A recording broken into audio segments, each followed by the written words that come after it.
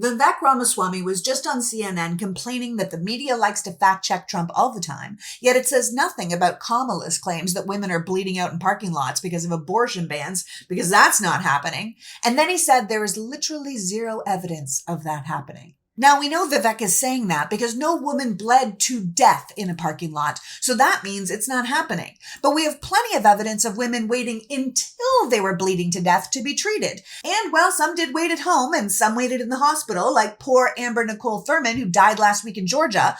A number of them waited in the parking lot. So that's what the VP is talking about, Vivek. But you know that. You also know that there's women like Candy Miller, who died because she was afraid to go to the hospital because of the current legislation on pregnancies and abortion. Her death, much like Amber's, was ruled completely preventable. So really, Vivek, you're going to say that no women are dying because of these bans because no woman actually died in the parking lot?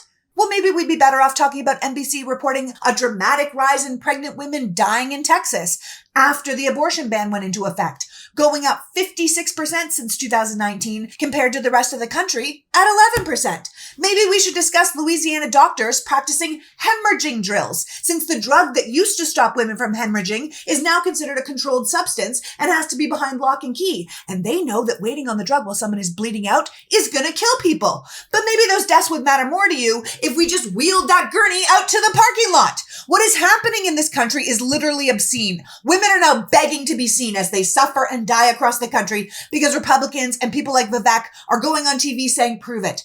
Prove you're struggling. Prove there are deaths, when we have more than enough proof of it every single day in America. So I'm sick of explaining this and hoping this issue will be taken seriously. And I'm with VP Harris when she says this. And we know in America, freedom is not to be given. It is not to be bestowed. It is ours by right. It is ours by right. And that includes the fundamental freedom of a woman to be able to make decisions about her own body and not have her government telling her what to do. Our freedom is ours by right.